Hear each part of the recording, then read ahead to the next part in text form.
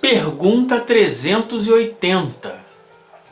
Abstraindo o obstáculo que a imperfeição dos órgãos opõe à sua livre manifestação, o espírito, numa criança, pensa como criança ou pensa como adulto? Interessante essa pergunta, né?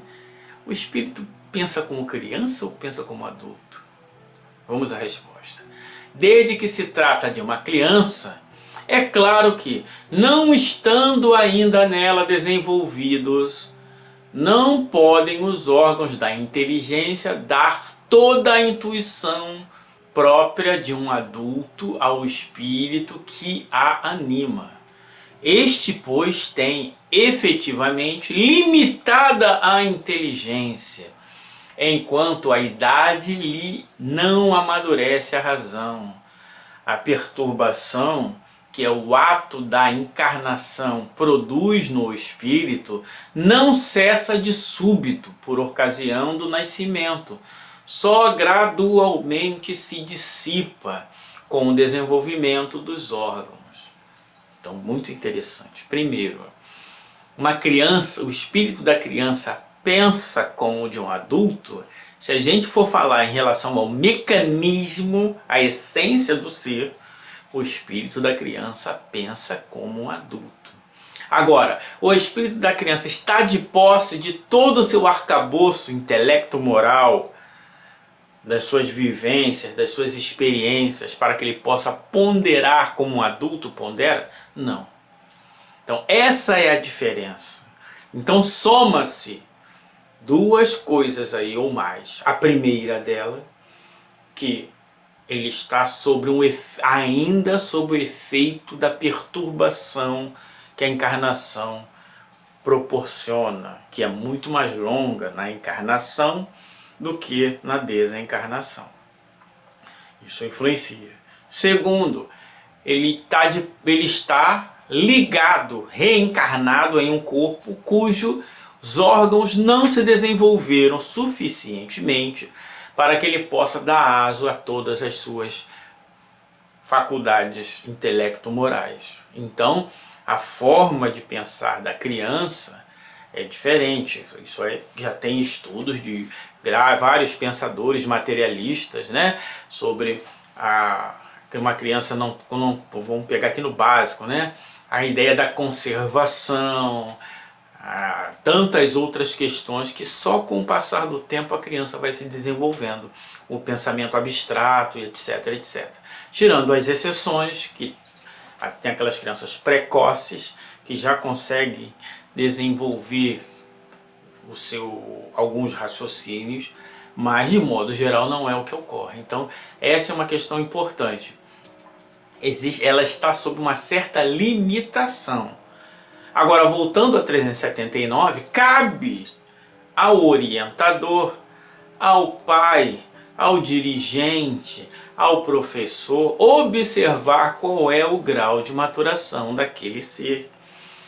Por exemplo, as crianças de altas habilidades, na maioria das vezes, se sentem entediadas na escola, se torna um problema. Por quê? Porque enquanto a professora está ensinando ali somar, armar e efetuar, a criança já está pensando na equação do primeiro grau. Coisas que muitos adultos nem vão chegar.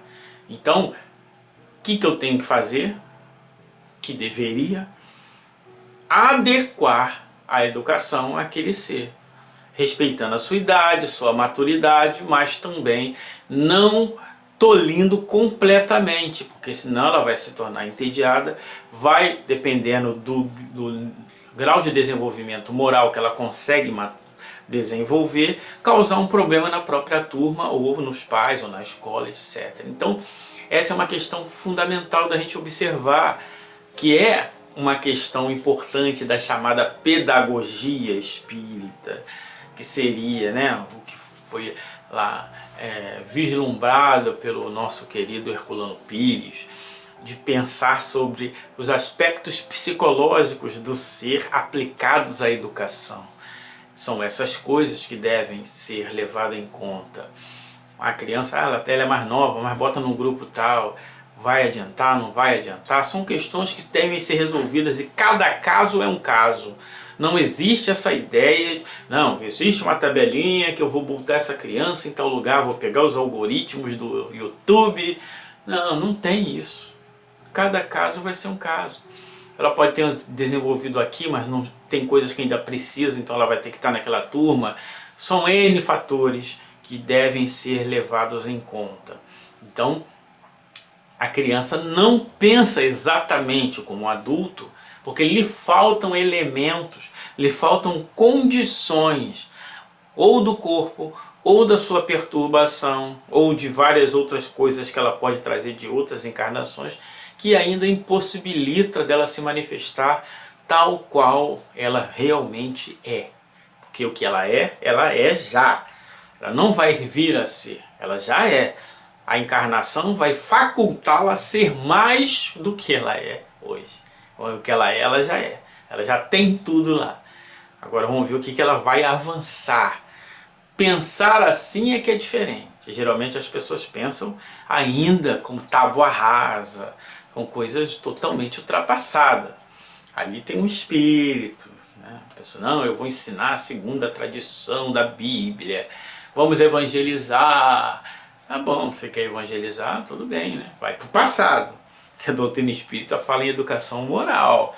Educação moral que nós estamos tratando aqui. Evangelizar, ensinar o evangelho. Já estão passando por cima disso. Você vai, na próxima encarnação você vai ver só como é que as coisas vão estar. E aí o Kardec vai fazer um comentário.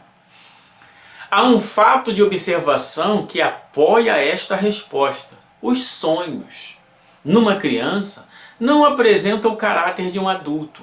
Quase sempre pueril é o objeto dos sonhos infantis, o que indica de que natureza são as preocupações do respectivo espírito. Que legal, né? Que elemento a mais que o Kardec traz aí para a gente poder refletir.